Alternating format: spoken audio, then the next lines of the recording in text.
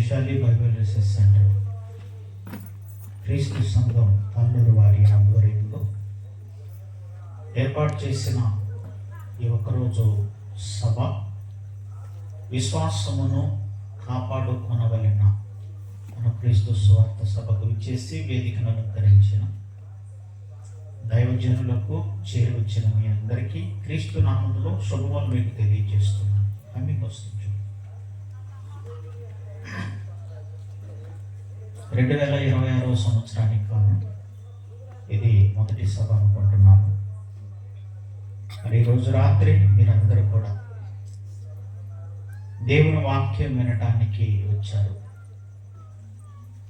చాలా సంతోషం. మరి ఈ సమయంలో మీకు అందించే ఒక చక్కటి సందేశం, విశ్వాసమును కాపాడుకొనవలెన, దాన్ని కాపాడుకోవాలా అనే ఒక అద్భుతమైన సందేశాన్ని మీరు వినబోతున్నారు. ప్రియులారా, ప్రతి మాట చాలా జాగ్రత్తగా వినాలి, గ్రహించాలి. అప్పుడే మనకు వాక్యం అర్థమవుతుంది. వాక్యం వింటున్నప్పుడు గ్రహించకపోతే దేవుని కోసం బ్రతకాలన్న ఆలోచనలు మనలో పుట్టవు. దేవుని కోసం మనం బ్రతకపోతే దేవుడున్న పరలోకానికి వెళ్ళము. అందుకే మీరు ఎప్పుడైనా సరే దేవుని వాక్యం వింటున్నప్పుడు ప్రతి విషయాన్ని గ్రహించాలి, ఆలోచించాలి. అందుకే ఈరోజు రాత్రి ఈ సందేశం మీ ఆత్మీయ జీవితాన్ని బలపరుస్తుంది అని నేను నమ్ముతున్నాను. దేవుని వాక్యము, దేవుడు మనల్ని ప్రేమించి మన జీవితాలను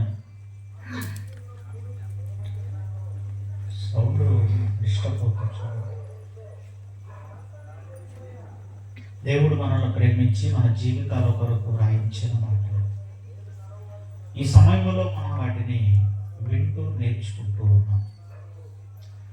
విశ్వాసం, మన భక్తి జీవితం మొత్తం కూడా విశ్వాసం మీదనే ఆధారపడి ఉంటుంది. దేవుని కోసం మనం ఏదైనా చేయాలి అంటే అది విశ్వాసముతో కూడినదై ఉండాలి. విశ్వాసము ద్వారానే మన జీవితాన్ని నడిపించుకోవాలి. అలాంటి విశ్వాసం ఎలా కాపాడుకోవాలో అన్నది ఈరోజు మనం వినబోతున్నాం. అసలు విశ్వాసం అన్నది ఎలా మనలో ప్రారంభమవుతుంది అని చూస్తే ఒకసారి రోమీయులకు రాసిన పత్రిక 10వ అధ్యాయము 17వ వచనాన్ని చూద్దాం. దయచేసి బైబిల్లో ఉన్న వారందరూ తీర్చోడండి. రోమీయులకు రాసిన పత్రిక 10వ అధ్యాయము 17వ వచనం.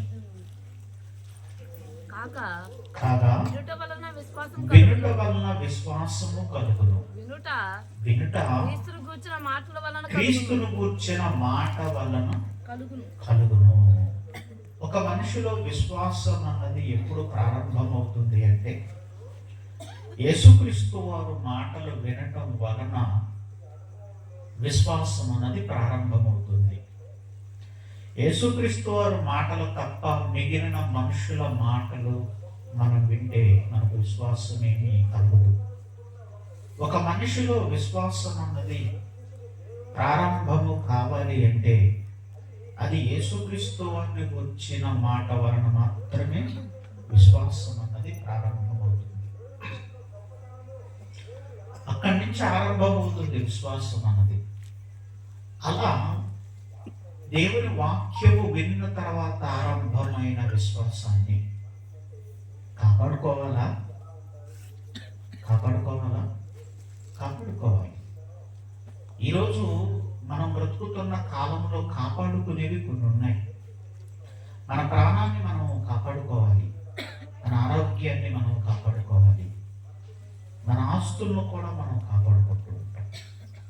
కాపాడుకునేవి కొన్ని ఉన్నాయి. వీటన్నిటికంటే అతి ప్రాముఖ్యమైనది ఒకటి మనకు కనబడుతుంది, అదే విశ్వాసం. విశ్వాసమును కాపాడుకోవాలి. విశ్వాసమును కాపాడుకోవాలని బైబిల్లో ఎవరైనా చెప్పారా అని ఆలోచిస్తే ఒక ఆయన మాట్లాడుతున్నాడు. ప్రభువులోకి వచ్చిన తర్వాత, తన పని పూర్తయిన తర్వాత తను మాట్లాడే ఒక మాట ఈరోజు మనం చూద్దాం. తిమోతికి రాసిన 2వ పత్రిక 4వ అధ్యాయము 7వ వచనం. తిమోతికి రాసిన 2వ పత్రిక 4వ అధ్యాయము 7వ వచనములో ఒక దైవజనుడు తన ప్రియ కుమారుడితో లేదా తన ఆత్మీయ కుమారుడితో మాట్లాడుతున్నాడు ఒక మాట. పౌలు గారు, ఆయన ఎవరో కాదు, పౌలు గారు. ఆయన తిమోతి గారికి చివరి పత్రిక రాస్తూ అందులో ఒక మాటని తెలియజేస్తున్నాడు. తన జీవితానికి సంబంధించిన ఒక మాట. ఏమని మాట్లాడుతున్నాడు అక్కడ? తిమోతికి రాసిన 2వ పత్రిక 4వ అధ్యాయం 7వ వచనం. మంచి పోరాటం పోరాడి తిని యేసుక్రీస్తు సువార్త ప్రకటించటములో ఆయన పోరాడిన పోరాటం గురించి తిమోతి గారికి జ్ఞాపకం చేస్తున్నాడు. పోరాడాలా? దేవుని వాక్యాన్ని ప్రకటించటంలో పోరాడాలి. ఆ రోజు ఆయనకు పోరాటం అయింది. యేసుక్రీస్తు వారిని లోకరక్షకుడని ఆయన గురించి ప్రకటించడానికి ఒక పోరాటంతో కూడిన పని అయింది. అందుకే మంచి పోరాటం పోరాడి తిని నా పరుగు కడముట్టించి తిని విశ్వాసము కాపాడుకుంటిని. ఏ కాపాడుకున్నాడట? విశ్వాసమును కాపాడుకుంటిని. మనము మన ప్రాణాన్ని కాపాడుకుంటున్నాం, మంచిదే. మన ఆరోగ్యాన్ని మనం కాపాడుకుంటున్నాం, మంచిదే. మన ఆస్తిని మనం కాపాడుకుంటున్నాం, మంచిదే. కానీ మన భక్తి జీవితానికి సంబంధించిన విశ్వాసం ఒకటి ఉంది, చూశారు? దాన్ని కాపాడుకోవాలి లేదా బ్రతికించుకోవాలి అన్న ఆలోచన ఈరోజు రాత్రి మనకు కలగాలి. పౌలు గారు అంటున్నారు, నా పరుగు కడముట్టించి తిని విశ్వాసమును కాపాడుకుంటిని. సాధారణంగా ఈ వాక్యాన్ని ఎక్కడ రాస్తారు చెప్పండి? ఎక్కడ రాస్తారు? ఎక్కడ గుర్తు రావట్లేదా మీకు? ఎక్కడ రాస్తారు తెలుసా? ఎవరైనా మరణించారనుకోండి, క్రైస్తవ కుటుంబాల్లో ఎవరైనా మరణించారనుకోండి, వారి పేరు మీద ఫ్లెక్సీ వేసి ఆ ఫ్లెక్సీ మీద రాస్తారండి, దేవుని కోసం మంచి పోరాటం పోరాడిన వారు, విశ్వాసాన్ని కాపాడుకున్న వారు ఆ వాక్యాన్ని రాసుకున్నారంటే బాగుంటుంది. కానీ దేవుని కోసం బ్రతకకుండా తన ఇష్టానుసారంగా బ్రతికిన వారు కూడా ఈ మాటలను వాడేసుకుంటున్నారు. ఆ ఊర్లో ఒక ఆయన ఉన్నాడులేండి, సంవత్సరానికి ఒక్కసారి కూడా చర్చికి రాడు. అతను మరణించిన తర్వాత అతను ఫోటో వేసి ఫ్లెక్సీ మీద ఈ వాక్యాన్ని రాశాడు. ఊర్లో వాళ్ళు కదండి, అందరికి తెలుసు కదా, అతను బ్రతికిన బ్రతుకు అందరికి తెలుసు కదా. ఆ వాక్యం చూసి అందరు నవ్వుకుంటున్నారు. ఏది?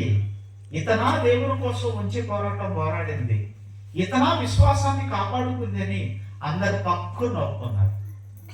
వాక్యాలన్నీ అందరికీ కాదు, వాక్యాలు అన్నీ అందరికీ కాదు, కానీ వాడేసుకుంటున్నారు ఈరోజు.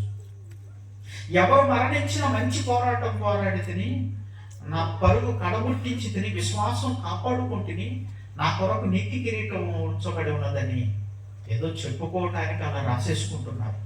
పిల్లరా, వాస్తవానికి ఈ మాట మాట్లాడాల్సింది ఎవరో తెలుసా? పౌలు గారు బ్రతికినట్లుగా బ్రతికిన వారు మాట్లాడవలసిన మాట. పౌలు గారు ఏం చేశాడట? దేవుని కోసం మంచి పోరాటం పోరాడాడట. ఆ దేవుని పని కడముట్టించాడట, దేవుని పని ముగించేశాడట, ఏ కొదువ లేకుండా ముగించేశాడట. విశ్వాసాన్ని కాపాడుకున్నాను అంటున్నాడు. విశ్వాసాన్ని కాపాడుకున్నాను. పిల్లరా, ఈరోజు మనము కూడా చాలా సంవత్సరాలుగా దేవుని వాక్యం వింటూ విశ్వాస జీవితాన్ని మనం ప్రారంభించాం.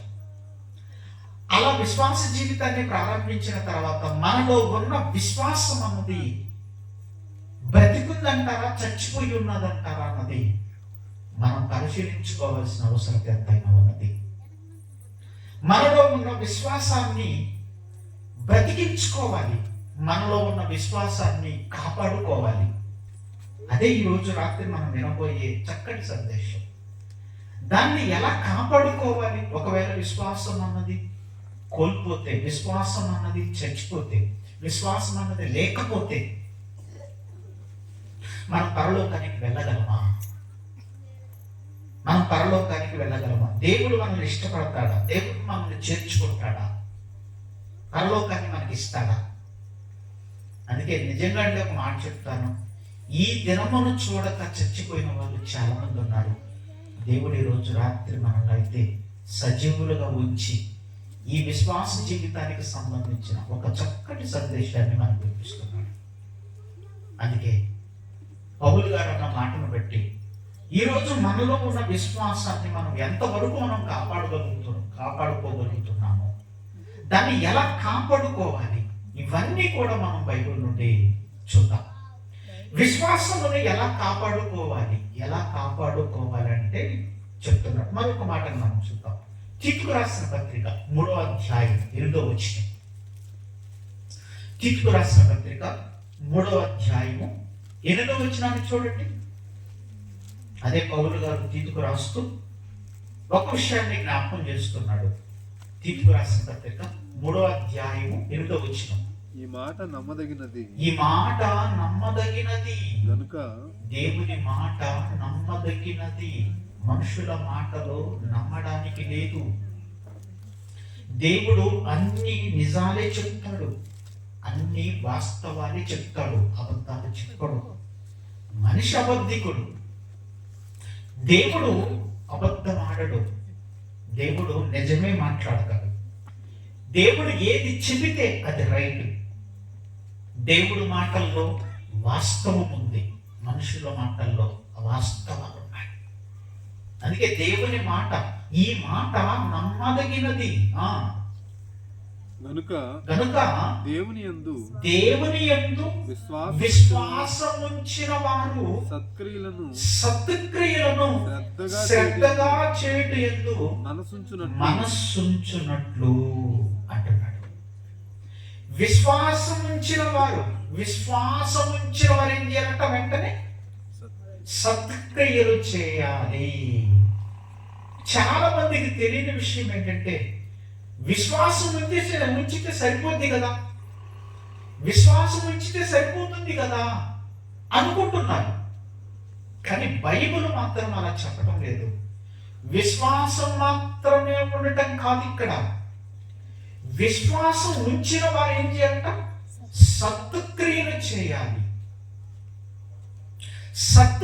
చేయాలి. విశ్వాసం ఉంచిన వారు సత్క్రియలు చేయాలి. మనం నమ్ముకుంటే సరిపోద్ది కదా. మనం దేవుని నమ్ముకొని చక్కగా మన ప్రార్థనకు వెళ్ళి దేవుని వాక్యం విని వస్తే సరిపోతుంది కదా, మనం పరలోకానికి వెళ్ళిపోతాము కదా అన్న భ్రమలో ఉండిపోతున్నారు చాలా మంది. ఆ భ్రమలో నుండి బయటికి రండి ఒక్కసారి. దేవుని వాక్యం ఏమని సెలవిస్తుందో, దేవుడు ఏమని మనతో చెప్తున్నాడో దానిని మనం బాగా గ్రహించాలి. విశ్వాసం మాత్రం ఉంచితే సరిపోదు. ఇక్కడ మనం దేవుని కోసం బ్రతికే బ్రతుకులో కేవలం విశ్వాసం ఉంచితే సరిపోదు. విశ్వాసం ఉంచిన వారు ఏం చేయాలట? సత్క్రియలు చేయాలి. సత్క్రియలు అనగా సత్ అంటే వాక్యము, క్రియలు అంటే పనులు. గుర్తుపెట్టుకున్నామా? మా బాగా వినండి, మీ మనస్సు నిలబడి దయచేసి దేవుని వాక్యం వైపు. విశ్వాసం ఉంచిన వారు సత్క్రియలు చేయాలి. సత్క్రియలు అనగా సత్యము అనగా వాక్యము, క్రియలు అనగా పనులు. అంటే వాక్యానికి సంబంధించిన పనులు. సత్క్రియలు అంటే చెప్తున్నాను, వాక్యానికి సంబంధించిన పనులు. అంటే వాక్యము ఏది చేయమని చెబుతుందో, వాక్యము ఏది చేయమని చెబుతుందో దాన్ని చేయటమే సత్క్రియ. దానిని చేయటమే సత్క్రియ. కానీ మనం ఏం చేస్తామంటే, వాక్యము చాలా చెబుతుంది చేయమని, మనం ఏం చేస్తామంటే మనకు నచ్చినవి, మనకు సులభంగా ఉన్నవి మనం చేసుకుంటూ పోతూ ఉంటాం. మనకు నచ్చినవి, మనకు సులభంగా ఉండేవి, ఖర్చు కానివి, కష్టమైనవి మనం చేయము. ఖర్చు కానివి చేస్తాం, కష్టంగా ఉండే చెయ్యి. ఒక సింపుల్గా మాట చెప్తాను. నీ పట్ల ఎవరైనా తప్పు చేస్తే బైబిల్ ఏం చెప్పింది? వాక్యం ఏం చెప్పింది? క్షమించమని చెప్పింది. మనం క్షమిస్తామా? క్షమించం. అత్తాకోడల మధ్య చాలా సమస్యలు వస్తూ ఉంటాయి. ఏమంటే కోడలుగా నీ అత్తను క్షమిస్తావా? అత్తగా నీ కోడలు క్షమిస్తావా? అక్కడ క్షమించరండి. కానీ ఇద్దరు చర్చికి వస్తారు, ఇద్దరు వాక్యం వింటారు, ఇద్దరు దేవుని మాటలు వింటూ ఉంటారు. కానీ ఇక్కడ మాత్రం క్షమాపణలకు చోటు ఉండదు వీళ్ళిద్దరి మధ్య.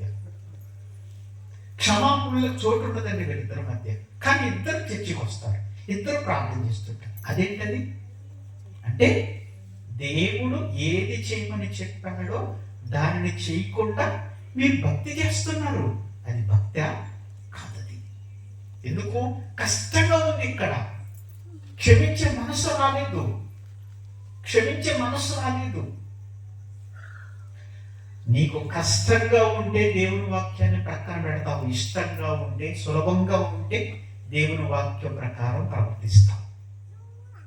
అది కాదు క్రైస్తవ జీవితం అంటే. అది కాదు దేవుని కోసం బ్రతకడం అంటే. దేవుని కోసం బ్రతకడం అంటే ఏంటో తెలుసా? దేవుడు ఏదైతే చెబుతాడో దాన్ని తూచ తప్పకుండా చేయటమే దేవుని కోసం బ్రతకడం. అదే ఆత్మీయ జీవితంలో ఎదగడం అంటే. ప్రియులారా, సత్క్రియలు చేయాలి. వాక్యం ఏదైతే చెబుతుందో అది మనం చేయాలి. అది మనం చేయాలి. ప్రవర్తన విషయంలో ప్రవర్తించాలి, పనుల విషయంలో పనులు చేయాలి. ఈ రెండు ఎవరి జీవితంలో అయితే ఉంటాయో వారి జీవితం దేవునికి దగ్గరగా ఉంటుంది. అందుకే విశ్వాసం ఉంచిన వారు సత్క్రియలు చేయాలి. చాలా మంది దేవుని నమ్ముకుంటే సరిపోతుంది అని చెప్పేసి ఈ సత్క్రియలు చేయని వారు చాలా మంది కనబడుతూ ఉంటారు క్రైస్తవ్యంలో. ఆదివారం వెళ్ళటం, దేవుని వాక్యం వినటం, ఇంటికి రావటం, మనకు నచ్చినట్టు మనం బ్రతకటం. వారి ద్వారా ఏ క్రియలు కనబడవు, ఏ క్రియలు వారి జీవితంలో మనకు కనబడవు. అలాంటప్పుడు నీ విశ్వాసం అన్నది బ్రతికుందో చచ్చిపోయిందో తెలుసుకోలేకపోతే ఎలాగ చెప్పు? నీ విశ్వాసం అన్నది బ్రతికుందో చచ్చిపోయిందో తెలుసుకోలేకపోతే ఎలాగ చెప్పండి? అందుకే విశ్వాసం ఉంచిన వారు సత్క్రియలందు ఆసక్తి గలవారై ఉండకపోతే నీ విశ్వాసం డ్యామేజ్ అవుతుంది, నీ విశ్వాసం బలహీనపడుతుంది. నీ విశ్వాసం అన్నది ఏమైపోతుందో ఆ తర్వాత ఒక్కసారి యాకోబు రాసిన పత్రిక 2వ అధ్యాయము 17వ వచనం. యాకోబు రాసిన పత్రిక 2వ అధ్యాయం 17వ వచనం. యాకోబు రాసిన పత్రిక 2వ అధ్యాయం 17వ వచనం. అలాగే విశ్వాసము క్రియలు లేనిదైతే, విశ్వాసం అన్నది క్రియలు లేకపోతే అది ఒంటిగా ఉండి మృతమైనదగును, చచ్చిపోతుంది, మృతమైపోతుంది. నీలో ఉన్న విశ్వాసం అన్నది మృతమైపోతుంది. మృతమైపోవడం అంటే అర్థం ఏంటమ్మా? చచ్చిపోతుంది. ఎప్పుడట? ఎప్పుడు? ఈ విశ్వాసానికి సత్క్రియలు అన్నవి తోడు కాకపోతే. వచ్చిన ఉదాహరణ చెప్తాను. మనం ఇంట్లో పూల మొక్కలు వేస్తాం, అలాగే కూరగాయ మొక్కలు వేసుకుంటూ ఉంటాం. ఆ మొక్కలకి నీరు అందుతుందనుకోండి, మొక్కలు పచ్చగా ఉండి మంచి ఫలాలు ఫలిస్తాయి, మంచి పూలు పోస్తాయి, మంచి కాయలు కాస్తాయి. ఎప్పుడు? నీరు అందుతున్నప్పుడు. నీరు అందలేదనుకోండి, ఏమవుతుంది? మొక్క చచ్చిపోతుంది. చచ్చిపోతుంది. అలాగే విశ్వాసం అన్నది వాక్యం వినటం వలన, దాన్ని గ్రహించటం వలన విశ్వాసం అన్నది మన జీవితంలో ప్రారంభమైతే, ఈ విశ్వాసం అన్నది బ్రతికుండాలంటే, ఈ విశ్వాసం అన్నది బ్రతికుండాలంటే ఏం చేయాలట?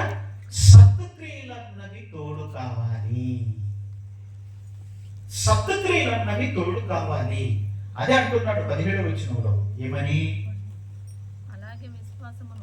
అలాగే విశ్వాసము క్రియలు లేనిదైతే అది ఒంటిగా ఉండి మృతమైనదగును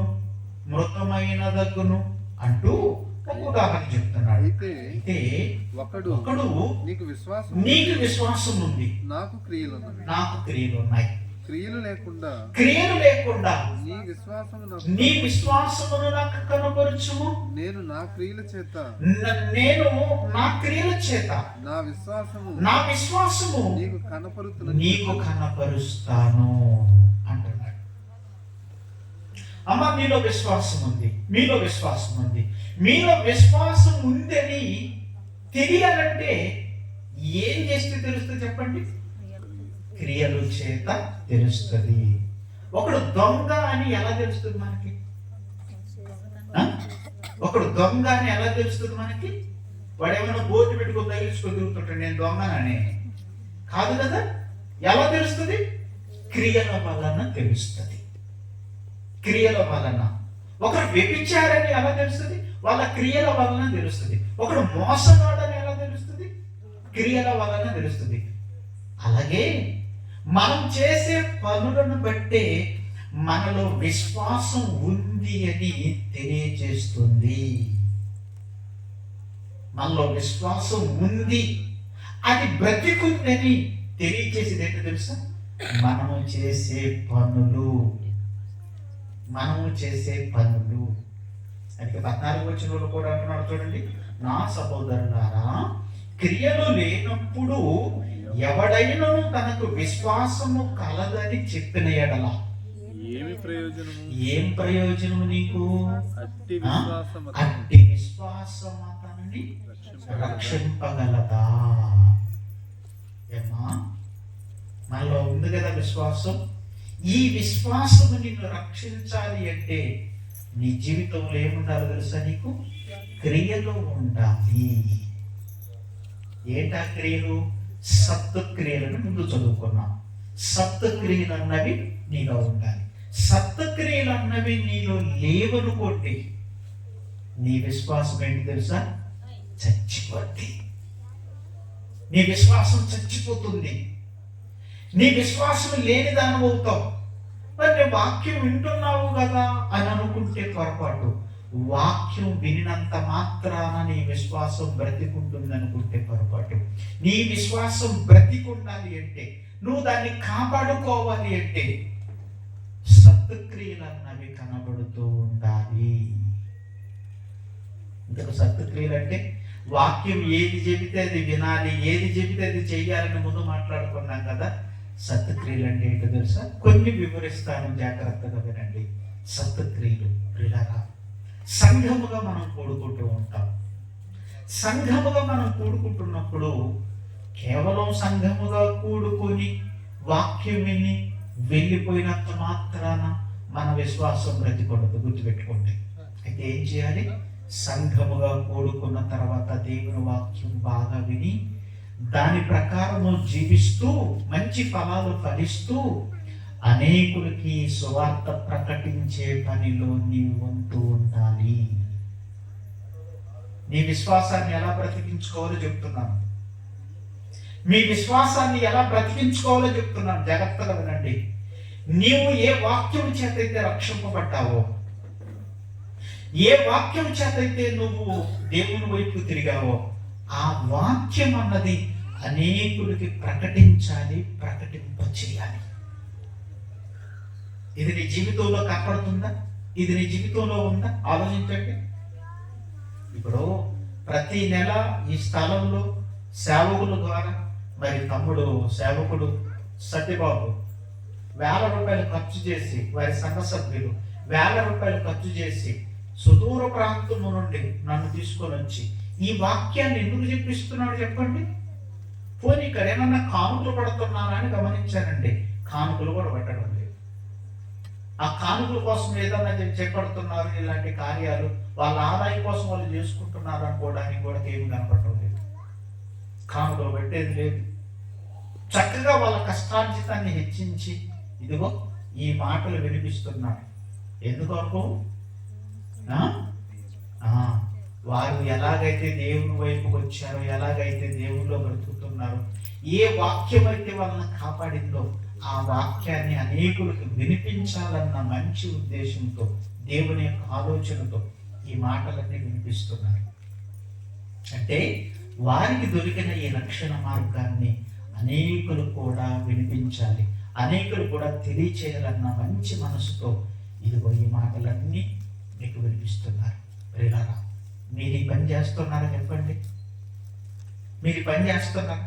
పోనీ ఇందులో మీ కష్టార్జితాన్ని ఇచ్చి పాలివారు ఏమన్నా అవుతున్నారా? పాలివారు కాకపోతే పాపం అవుతుంది కదా. అది రొట్టె విరుస్తున్నారు. ప్రతి ఆదివారం బాప్తిసం తీసుకున్న వారు రొట్టె విరుస్తున్నారు. రొట్టె విరిచిన ప్రతి ఒక్కరిపైన ఏ బాధ్యత ఉందో తెలుసా మీకు? ఆయన మరణమును ప్రచురించాలి అన్న బాధ్యత ఉంది. ఆయన మరణమును ప్రచురించుదురు.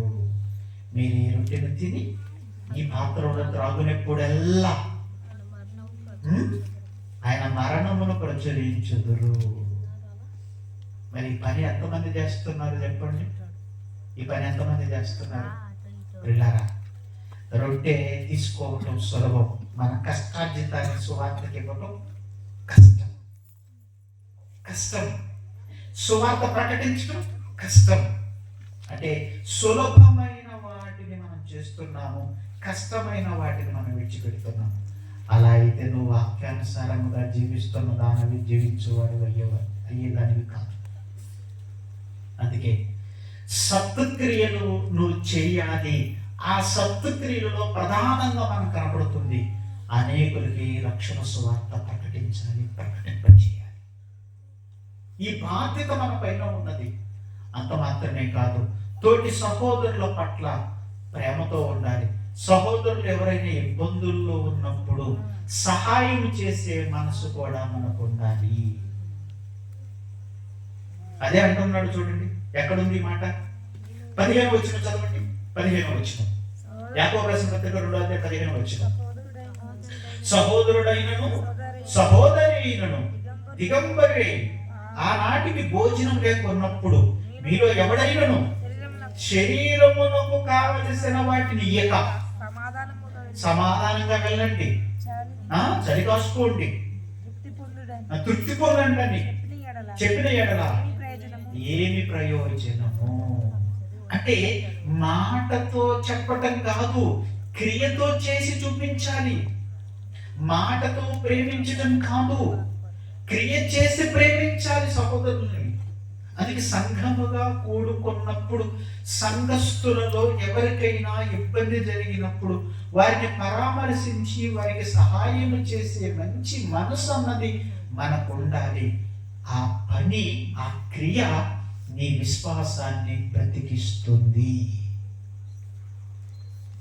అదే క్రియలు. ఏమనుకుంటున్నారు భక్తి జీవితంలో క్రియలు అంటే? సత్క్రియలు అంటే ఏమనుకుంటున్నారు చెప్పండి? భక్తి జీవితంలో విశ్వాసాన్ని కాపాడుకోవడం అంటే ఇదిగో మనం ఇవన్నీ చేయాలి. చక్కగా వాక్యం చదువుకుంటూ, ప్రార్థన చేసుకుంటూ, చక్కగా ఇతరులకు సమాధానంతో ఉంటూ, చక్కగా ప్రేమిస్తూ, సహాయం చేస్తూ, అనేకులకి ఈ రక్షణ సువార్తని ప్రకటింప చేస్తూ ఉండాలి. పిల్లరా, ఈ ఆప్యాయత, ఈ సమాధానం, ఎవరికి ఈ పరిచర్య ఏదైతే ఉన్నదో ఇదంతా కూడా మన విశ్వాస జీవితాన్ని నిలబెడుతుంది, విశ్వాసాన్ని బ్రతికిస్తుంది. అని ఈ క్రియలు లేని విశ్వాసురాలు ఎవరైతే ఉన్నారో వారి విశ్వాసం మృతము అంటున్నాడు దేవుడు. మృతము, చచ్చిపోయింది అంటున్నాడు. చూడండి ఏమంటున్నాడు? దెయ్యాలట దేవుడు ఒక్కడే అని 19వ వచనం చదువుతున్నాడు. దేవుడు ఒక్కడే అని నమ్ముచున్నావు. అలాగూ నమ్ముట మంచిదే. దయ్యములను నమ్మి దయ్యములు కూడా నమ్మి ఏం చేస్తున్నాయట? ఓర్పుచున్నాయట. ఎక్స్ట్రా ఇది వ్యర్థుడా. మీకు అర్థమైందా? దయ్యాలు నమ్ముతున్నాయి దేవుడు ఒక్కడేనని, దేవుడు ఉన్నాడని నమ్ముతున్నాయి. నువ్వు నమ్ముతున్నావు దేవుడు ఒక్కడేనని, నువ్వు నమ్మావు. దయ్యాలు నమ్మాయి, నువ్వు నమ్మావు. అంతేనా? ఎప్పుడు ఎప్పుడు నీలో క్రియలు లేనప్పుడు దయ్యాల నమ్మకం నీ నమ్మకం రెండు ఒకటే. అదే అంటున్నాడు. ఏమని? వ్యర్థుడా, క్రియలు లేని విశ్వాసం నిష్ఫలమైనదని తెలుసుకొని కోరుచున్నావా? చూసారా? దయ్యాలు నమ్మాయి, అవి వణుకుతున్నాయి. ఇంకా నువ్వు నమ్మావు, వణకటం లేదు. పోనీ నీలో క్రియలు ఏమన్నా ఉన్నాయంటే క్రియలు లేవు. ఇప్పుడు దయ్యాలకి నీకు తేడా ఏమో చెప్పండి?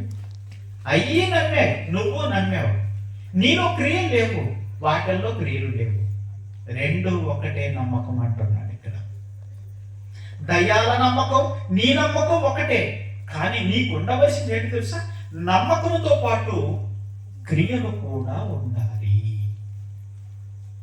నమ్మకంతో పాటు ఏముండాలి? క్రియలు కూడా ఉండాలి. ఏంటా క్రియలు? ఇది కొన్ని మాత్రమే నేను చెప్పాను. అనేకులకి రక్షణ సువార్త ప్రకటించే ఒక గొప్ప పని, అనేకులు దేవుని వైపుకు మళ్లించే ఒక గొప్ప పరిచర్య. ఏమండి, మీరు పక్కూరికి పోయి చెప్పే పరిస్థితులు ఏం కాదు. మీ కుటుంబ సభ్యుల గురించి మీరు ఆలోచించండి, మీ పక్కింటి వారి గురించి మీరు ఆలోచించండి. వారు దేవుని వాక్యం వెనక దూరంగా ఎంతో మంది ఉన్నారే. వారందరికీ వాక్యం చెప్పి దేవుని వైపుకు మళ్లించవలసిన బాధ్యత మన మీద ఉందంటారా లేదంటారా? అంతే. మరి ఆ పని చేస్తున్నారు చెప్పండి. ఒకవేళ ఆ పని చేయకపోతే మీ విశ్వాసం అన్నది బ్రతికుండదు, చచ్చిపోయి ఉంటుంది. అందుకే పైకి వచ్చేసరికి ఏమంటాడు? ఇంకా 24వ వచనం చూడండి, చివరి వచనం 24వ వచనం, 26వ వచనం కాదమ్మా, 26వ వచనం. ప్రాణము లేని శరీరం ఎలాగూ మృతమో అలాగే క్రియలు లేని విశ్వాసము మృతము. ఏమైపోద్దట? విశ్వాసము చచ్చిపోద్ది. అంతేనా? ఒక మొక్కకి నీరు అందకపోతే ఎలాగైతే ఒక మొక్క చచ్చిపోతుందో, విశ్వాసం అన్నది మీలో బ్రతికుండాలి అంటే క్రియలు అన్నవి తోడు కావాలి. ఈ క్రియలు లేని విశ్వాసం ఎవరిలో అయితే ఉంటుందో అది బ్రతికుండదు, అది చచ్చిపోతుంది. విశ్వాసం అన్నది చచ్చిపోతుంది. విశ్వాసం అన్నది చచ్చిపోతే నీ పరిస్థితి ఏంటి చెప్పండి? విశ్వాసం అన్నది చచ్చిపోతే నీ పరిస్థితి ఏంటి? అందుకే క్రియలు అన్నవి మన జీవితంలో కనబడుతూ ఉండాలి. ఇవ్వటం పరిచర్య, చేయటం పరిచర్య, ఇప్పించటం పరిచర్య, ప్రకటించటం పరిచర్య, ప్రకటింప చేయటం పరిచర్య, ప్రేమించటం పరిచర్య, సమాధానంగా ఉండటం పరిచర్య, చక్కగా అందరితో కలిసి ప్రేమతో ఉండటం పరిచర్య. ఇవన్నీ కూడా నీ విశ్వాస జీవితానికి సంబంధించిన సత్క్రియలు. నీ విశ్వాస జీవితానికి సంబంధించిన సత్క్రియలు. వీటి ద్వారా మన విశ్వాసాన్ని ఎప్పటికప్పుడు బలహీనపడకుండా, ఎప్పటికప్పుడు బలంగా బ్రతికుండేటట్టుగా మనం కాపాడుకుంటూ ఉండాలి. విశ్వాసాన్ని కాపాడుకుంటూ ఉంటేనే, ఎప్పటికప్పుడు దాన్ని కాపాడుకుంటూ ఉంటేనే అది బ్రతికుంటుంది ప్రియులారా. అందుకే మన విశ్వాసాన్ని మనం ఎప్పటికప్పుడు కాపాడుకునేటట్టుగా ప్రయత్నిస్తూ ఉండాలి. ఒకవేళ విశ్వాసం అన్నది నీలో లేకపోతే ఏమవుతుందో తెలుసా? ఫిబ్రవరి రాసిన పత్రిక 11వ అధ్యాయము 6వ వచనం. ఫిబ్రవరి రాసిన పత్రిక 11వ అధ్యాయం 6వ వచనం. విశ్వాసము లేకుండా దేవునికి ఇష్టడై ఉండుట అసాధ్యము. నీలో విశ్వాసం అన్నది చచ్చిపోతే దేవుడు నిన్ను ఇష్టపడ్డాడు. అసలు నీలో ఉన్న విశ్వాసం అన్నది చచ్చిపోతే అసలు దేవుడు ఇష్టపడ్డాట. దేవుడు నిన్ను ఇష్టపడకపోతే పరలోకాన్ని ఎలా ఇస్తాడు చెప్పండి? దేవుడు నిన్ను ఇష్టపడినప్పుడు పరలోకాన్ని ఎలా ఇస్తాడు చెప్పండి? పరలోకాన్ని ఇవ్వడు. అంటే మనలో ఉన్న విశ్వాసాన్ని మన చేతులారా మనము సత్క్రియలు చేయకుండా విశ్వాసాన్ని చచ్చిపోయేటట్టుగా చేసుకుంటే, విశ్వాసం అన్నదే లేనప్పుడు, చచ్చిపోతే ఎక్కడ ఉంటే చెప్పండి? విశ్వాసం అన్నదే లేనప్పుడు ఆ విశ్వాసం లేకుండా దేవుడు నిన్ను ఎలా ఇష్టపడతాడు చెప్పండి? అంటే మనము పరలోకానికి వెళ్ళటానికి, దేవుడు మనల్ని ఇష్టపడడానికి ప్రధానంగా ఏం కనపడుతుందంటే విశ్వాసం అన్నది ఒకటి కనపడుతుంది. ఆ విశ్వాసాన్ని మనం కాపాడుకోకపోతే మాత్రము దేవుడు మనల్ని ఇష్టపడడు. దేవుడు మనల్ని ఇష్టపడకపోతే మాత్రము పరలోకాన్ని కూడా ఇవ్వడు. చూసారా దేనికి ముడిపడి ఉన్నదో? విశ్వాసం బ్రతికొనటం వలన. విశ్వాసం బ్రతికొనటం వలన దేనికి ముడిపడి ఉన్నదో చూడండి. పరలోకముందున్న దేవునికి, పరలోకానికి ముడిపడి ఉన్నది మనలో ఉన్న విశ్వాసం బ్రతికొనటాన్ని బట్టి. అందుకే వినటం వలన విశ్వాసం అన్నది మనలో కలిగినప్పుడు, ఆ కలిగిన విశ్వాసాన్ని అంతకంతకు మనము దాన్ని రెట్టింపు చేసుకుంటూ, విశ్వాస జీవితంలో బలంగా దాన్ని బ్రతికించుకుంటూ, కాపాడుకుంటూ, మనం మరణించే సమయానికి దేవుడు ఇష్టపడేంత విశ్వాసము గలవారమై మనం మృతి పొందాలి పిల్లలు. అందుకే అబ్రహాం, ఇస్సాకు, యాకోబులు ఎలా మృతి పొందారట? వాళ్ళు విశ్వాసము గలవారై మృతి పొందిరి. విశ్వాసము గలవారై మృతి పొందిరి అంటే మనం చనిపోబోయే సమయానికి విశ్వాసం అన్నది బ్రతికించుకొని మనం చనిపోవాలి.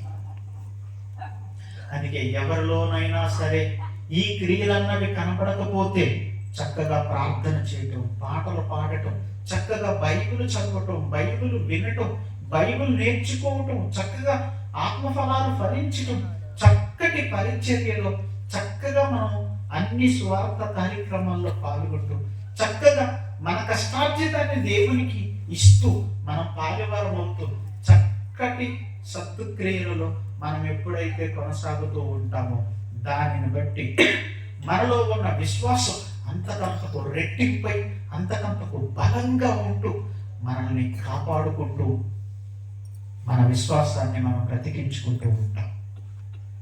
అప్పుడే మనం పరలోకానికి వెళ్ళేది.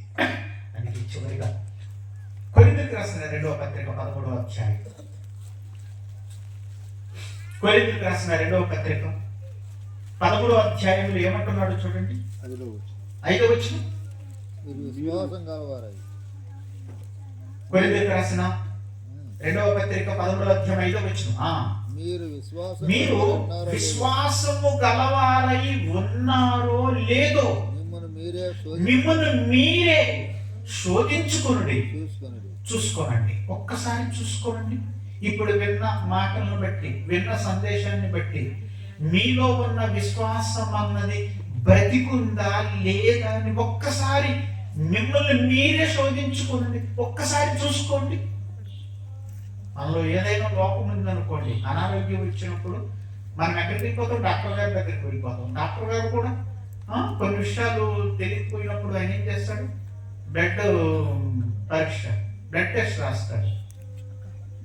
బ్లడ్ టెస్ట్ రాయగానే మనం అక్కడ మిషన్ దగ్గరికి వెళ్ళిపోతాం. మిషన్ దగ్గరికి వెళ్ళిపోగానే మనం బ్లడ్ ఇచ్చేసి ఆ బ్లడ్ మిషన్లో పంపిస్తే ఆ బ్లడ్లో ఏముందో మిషన్ జడ్జ్ చేస్తుంది మనకి. టైఫాయిడా లేదంటే మరొకట ఏమై ఉన్నది అన్నది ఆ మిషన్ బయట పెడుతుంది. అంటే మనలో ఉన్న ఒక లోపం ఆ మిషన్ దగ్గరికి వెళ్ళిపోతే ఆ లోపం ఏంటో మనకు తెలియజేసినప్పుడు మనలో ఉన్న విశ్వాసం అన్నది బలంగా ఉందా, బలహీనంగా ఉందా, చచ్చిపోయి ఉన్నదా, మృతమై ఉన్నదా అని తెలియాలంటే ఒక్కసారి బైబిల్ దగ్గరికి వస్తే అంత తేలిపోతుంది. అద్దం లాంటిది ఈ వాక్యం, అద్దం లాంటిది. అద్దం ముందుకు మనం వెళ్ళి నిలబడగానే మనలో ఉన్నవన్నీ కూడా ఎలాగైతే స్పష్టంగా కనపడతాయో, మన విశ్వాస జీవితంలో కూడా మనం విశ్వాసం గలవారమై ఉన్నామో లేదో అని తెలియాలంటే ఈ బైబిల్ దగ్గరకు వస్తే తేలిపోతుంది. అందుకే ఈరోజు బైబిల్లో వ్రాయబడిన ఈ సందర్భాలను ఎత్తి చెప్పినప్పుడు మీ విశ్వాసం అన్నది బ్రతికుందో లేదో అన్నది అది మీకే తెలుస్తుంది. చూడండి, మీ విశ్వాసం అనేది బ్రతికుందో లేదో అది మీకే తెలుస్తుంది. ఒకవేళ బలహీనపడి ఉన్నదేమో, ఒకవేళ అది దాన్ని ఏమంటారు, ఒకవేళ చివరి దశలో ఉందేమో, ఒక్కసారి బ్రతికించుకోండి. ఈరోజు రాత్రి విన్న వాక్యాన్ని బట్టి క్రియలు చేయండి, సత్క్రియలు చేయండి. వాక్యానికి సంబంధించిన పనులు ఉన్నాయి. ఈ వాక్యపు పనులు చేయండి. ఎప్పుడైతే ఈ వాక్యపు పనులు చేస్తారో అప్పుడు మీ విశ్వాసం అన్నది బ్రతికుంటుంది. చావు బ్రతుకుల్లో ఉన్న చెట్టుకి నీరు పోస్తే పచ్చగా అయినట్లుగా చావు బ్రతుకుల్లో ఉన్న విశ్వాసమును మరలా వాక్యపు పనుల ద్వారా, సత్యక్రియల ద్వారా మరలా మీ విశ్వాసాన్ని మీరు బ్రతికించుకోవచ్చు. అదే అంటున్నాడు, మీరు విశ్వాసము గలవారై ఉన్నారో లేదో మిమ్మల్ని మీరే శోధించుకోండి అంటున్నాడు. మీలో ఉన్న విశ్వాసం అన్నది బ్రతికుందో లేదో ఒక్కసారి చెక్ చేసుకోండి ప్రియులారా. విశ్వాసం అన్నది లేకుండా మనం కానీ మరణిస్తే మాత్రం దేవుడు అస్సలు ఇష్టపడేటట్ట, మనల్ని అస్సలు ఇష్టపడేటట్ట. అలాంటి విశ్వాసం, అంత గొప్ప విశ్వాసం, అలాంటి విశ్వాసాన్ని క్రియల చేత మనం బ్రతికించుకోవాలి. అందుకే మీరు కూడా ఆలోచించండి. మీ ప్రాంతాల్లో ఉన్న వారికి దేవుని వాక్యం వినిపించడానికి ఒక్కసారి ఆలోచించండి. ఎంతో మంది దేవునికి దూరంగా ఉన్నారు. ఎంతో మంది దేవునికి ఏమండి చాలా దూరమై బ్రతుకుతున్నారు. వారందరినీ దేవుని వైపుకు మళ్ళించవలసిన బాధ్యత మన పైన పెట్టాడు దేవుడు. ఇవన్నీ కూడా విశ్వాసమును కాపాడుకోవడానికి మనం చేయవలసిన కార్యాలు. అందుకే ఇప్పుడు ఇదంతా మనసులో పెట్టుకొని పౌలు గారు అన్న మాటను ఒకసారి చదవండి. తిమోతికి రాసిన 2వ పత్రిక 4వ అధ్యాయం 7వ వచనం. ఇదంతా మనసులో పెట్టుకొని ఆయన ఏమంటున్నాడో చూడండి. ఎలా కాపాడుకున్నాడట ఆయన విశ్వాసము. మంచి పోరాటం పోరాడితే ఎందుకమ్మది విశ్వాసమును కాపాడుకోవడానికి గుర్తుపెట్టుకోండి. మంచి పోరాటం పోరాడి తిని నా పరుగు కట్టబొట్టించి తిని. ఈ పరుగు దేనికి చెప్పండి? విశ్వాసమును కాపాడుకోవడానికి. అనేక ప్రాంతాలకు వెళ్ళాడు. అనేకులకి యేసుక్రీస్తు వారు లోకరక్షకుడిని ప్రకటించాడు. అనేక ప్రాంతంలో సంఘాలను స్థాపించాడు. అనేక ప్రాంతంలో సంఘాలకి పెద్దలు నిర్ణయించాడు, వాళ్ళకు అప్పగించాడు, వారికి జాగ్రత్తలు చెప్పాడు, అనేకులు జాగ్రత్తగా ఉండమని చెప్పాడు. ఎంతో మంది రక్షణకి కారకుడయ్యాడు పౌలు గారు. ఎంతో మంది జీవితాలను ప్రభువులో నిలబెట్టాడు పౌలు గారు. ఇవన్నిటిని బట్టి ఆయన విశ్వాసం ఏమైందట? కాపాడబడింది. అదే మాట ఎంత బాగా ఎంత స్పష్టంగా మాట్లాడిన మాట చూడండి. మంచి పోరాటం పోరాడి తిని నా పరుగు కడముట్టించి తిని విశ్వాసమును కాపాడుకుంటుని ఇక మీదట నా కొరకు నీతి కిరీటం ఉంచబడి ఉన్నది. ఆ దినమందు నీతి గల న్యాయాధిపతి అయిన ప్రభువు అది నాకు మాత్రమే కాకుండా తన ప్రత్యక్షతను అపేక్షించు వారందరికీ అనుగ్రహించును. పౌలు గారి విశ్వాసాన్ని ఎలా కాపాడుకున్నాడు చూడండి పిల్లలు. పౌలు గారి పైన ఈ భారము, ఈ బాధ్యత ఉన్నది. మన పైన లేదా? మన పైన కూడా ఉంది. మనం ఎంతవరకు ఆలోచించామంటే ఆదివారం ఆరాధనకి వెళ్ళొస్తే సరిపోతుందిలే, పరలోకానికి వెళ్ళిపోతాము అని అంతవరకు ఆలోచించాం. కానీ బైబిల్ మాత్రం అలా చెప్పలేదు. సత్క్రియలు చేయాలి అంటుంది, సువార్తను ప్రకటించాలి అంటుంది, సువార్త పనిలో పాలివారు కావాలి అంటుంది. అందుకే పౌలు గారి మాటలు విన్న తర్వాత కొంతమంది స్త్రీలు పౌలు గారితో పాటు సువార్త పనిలో పాలివారైపోయారట. వారి విశ్వాసాన్ని వాళ్ళు కాపాడుకోవటానికి ఆయనతో ఉన్న కొంతమంది స్త్రీలండి. మరి వారి భర్తలకి ఏం చెప్పుకున్నారు, మరి వారి ఆ కుటుంబ పరిస్థితులు ఎలా ఉన్నాయో మనకు తెలియదు. కానీ వారట నిజంగా వారి విశ్వాసాన్ని కాపాడుకోవడంలో ఎంత తెలివి కలిగిన, ఎంత జ్ఞానము కలిగిన స్త్రీలో. ఒక్కసారి ఫిలిప్పీయులకు రాసిన పత్రిక 4వ అధ్యాయం 3వ చూడండి, ముగిస్తాను చివరి మాట. ఫిలిప్పీయులకు రాసిన పత్రిక ఆ స్త్రీలు 4వ అధ్యాయం 3వ వచనం. ఆ స్త్రీలు క్లెమెంతుతోను, పౌలుగా చెప్తున్నాడు, ఆయనతో ఉన్న కొంతమంది స్త్రీలు క్లెమెంత్ అనే ఆయనతోనూ నా ఇతర సహకారులతోనూ సువార్త పనిలో నాతో కూడా ప్రయాసపడిన వారు కనుక వారికి సహాయము చేయమని నిన్ను వేడుకొనుచున్నాను. ఆ సహకారుల పేర్లు జీవ గ్రంథమందు వ్రాయబడి ఉన్నవి. ఏం చేశారమ్మా స్త్రీలు? నిజంగా అండి, ఈరోజే కాదండి, నేను వచ్చిన ప్రతి సభ కొరకు మరి సత్యబాబుతో ఉన్న సంఘస్థులు, స్త్రీలు కానీ పురుషులు కానీ ఎంతమంది అయితే ఉన్నారో వారందరూ కూడా తమ కష్టార్జితాన్నిచ్చి ఈ సువార్త పనిలో పాలేవారయ్యి ఇదిగో వారి పేర్లు జీవ గ్రంథమందు వ్రాయించుకున్నారు దేవుని చేత.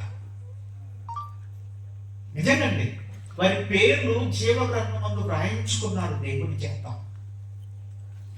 స్త్రీలు చాలా మంది స్త్రీలండి కొన్ని సంఘాల్లో చూస్తూ ఉంటాం.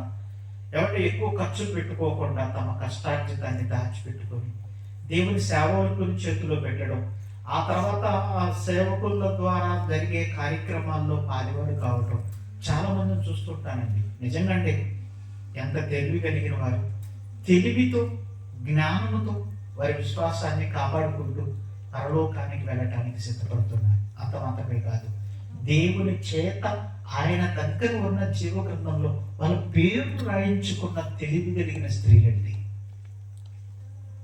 ఎవరు రాయాలి జీవ గ్రంథంలో? మనం రాసుకుందామా చెప్పండి? అది ఎక్కడుంది? మన చేతుల్లో ఉందా జీవ గ్రంథం? ఎక్కడుంది? అది పరలోకంలో ఉంది. ఎవరి చేతిలో ఉంది? దేవుని చేతిలో ఉంది. ఎవరు రాయాలి పేరు? ఆయనే రాయాలి. ఆయన రాయాలంటే మనం చెప్తే రాస్తాడా చెప్పండి? మనం చెప్తే రాస్తాడు. నా పేరు రాయి ప్రభు అంటే రాస్తాడంటే ఆయన ఎలా రాస్తాడు? ఇదిగో ఆయన పని ఎవరైతే వినయ విధేయతలు కలిగి భయభక్తులు కలిగి ఆయన మీద ప్రేమతో ఆయన సువార్తను ప్రకటించడానికి ఎవరైతే తమ కష్టార్జితాన్ని ఇచ్చి పాలివారవుతున్నారు వారి పేర్లు నువ్వు చెప్పనక్కర్లేదు, మనం చెప్పనక్కర్లేదు. ఆయన రాసేస్తాడండి జీవ గ్రంథంలో. పలానా ఆవిడ ఇదిగో నా కొరకు ఇంత కష్టాన్ని నా కోసం ధారపోసింది, నా కొరకు ఇన్ని కిలోమీటర్ల ప్రయాణం చేసింది, నా కొరకు తన నోరు తెరిచి నా గురించి ప్రకటించింది, నా కొరకు నడిచి వెళ్ళింది, నా కొరకు తన కుటుంబాన్ని విడిచిపెట్టింది. ఇవన్నీ కూడా లెక్కలోకి తీసుకొని తన పేరు జీవ గ్రంథమందు రాస్తున్న సందర్భాలు ఇవన్నీ కూడా పౌలు గారు అలాగే రాయించుకున్నాడు తన పేరు. తన మాట విన్న తర్వాత తనతో ఉన్న కొంతమంది స్త్రీలు అలాగే రాయించుకున్నారు వాళ్ళ పేర్లు. మరి మీ పేరు మీరు రాయించుకున్నారని చెప్పండి. మీ పేరు మీరు రాయించుకోవాలంటే ఇదిగో సువార్త పనిలో పాలివారు కావాలి. వాక్యం చెబుతున్న పరిచర్యలో మీరు కూడా చక్కగా పరిచర్య చేయాలి. సంఘం పట్ల, సేవకుల పట్ల, ప్రజల పట్ల, అందరి పట్ల చాలా ప్రేమగా పవిత్రతతో చక్కగా మీరు పరిచర్య చేస్తూ ఉండాలి. అవే మీ విశ్వాసాన్ని బ్రతికించే విశ్వాస జీవితంలో మిమ్మల్ని నిలబెట్టే ఆ విశ్వాసమే దేవుని దగ్గరికి చేర్చేది. అందుకే ప్రియులారా, క్లెమెంతుతోనూ నా ఇతర సహకారులతోనూ సువార్త పనిలో నాతో కూడా, ఎంత బాగా చెప్తున్నాడు వారి గురించి, నాతో కూడా పాలివారయ్యారు. ఆ సహకారుల పేర్లు జీవ గ్రంథమందు వ్రాయబడి ఉన్నవి. ఆలోచించారు ప్రియులారా, ఎంతకాలం నుండి మీరు దేవుని వాక్యం వింటున్నారు? ఎంతకాలం నుండి మీరు దేవుని సన్నిధికి వచ్చి కూర్చొని ఉంటున్నారు? మీ జీవితాలలో సత్క్రియలకు చోటుందా? మీ జీవితాలలో దేవుని పని ఎంతవరకు చేసి ఉన్నారు? ఒకవేళ చేయకపోయి ఉంటే వదిలేయండి, గడిచిన కాలం అయిపోయింది. ఇక ఉండే కాలంలో ఏం చేయాలనుకుంటున్నారు? మీ విశ్వాసం అన్నది బ్రతికి ఉండాలి అంటే ఖచ్చితంగా మీరు దేవుడు చెప్పిన పరిచర్యలు తప్పనిసరిగా ఉండవలసిందే. తప్పనిసరిగా దేవుని పరిచర్య చేయవలసిందే. అది ఏ రూపమైనైనా ఉండొచ్చు. నానా రకాలు, నానా విధముల పరిచర్యలు కూడా. కేవలం చెప్పడం మాత్రమే కాదు, కేవలం చెప్పించడం మాత్రమే కాదు, నానా రకాలు ఉన్నాయి పరిచర్యలో. వీటన్నిటిలో కూడా మీరు ఉండి మీ విశ్వాసాన్ని బ్రతికించుకొని దేవునికి ఇష్టడుగా ఉండి మరణించి పరలోకానికి వెళ్ళాలని మనస్ఫూర్తిగా కోరుకుంటూ ఇంతటితో నా మాటలు ముగిస్తున్నాను. ప్రార్థన చేస్తాను, కళ్ళు మూసుకుంటాను, ప్రార్థన చేసుకుంటాను. దయగలిగిన మా కన్నా మీ దయను బట్టి కృతజ్ఞతాస్తుతులు చెల్లిస్తున్నాం తండ్రి. నాకు ఆరోగ్యం సరిగా లేకపోయినా, బలహీనంగా ఉన్నా, మీ మాటలు ప్రకటించడానికి నాకు శక్తినిచ్చి, మీ మాటలు నా ద్వారా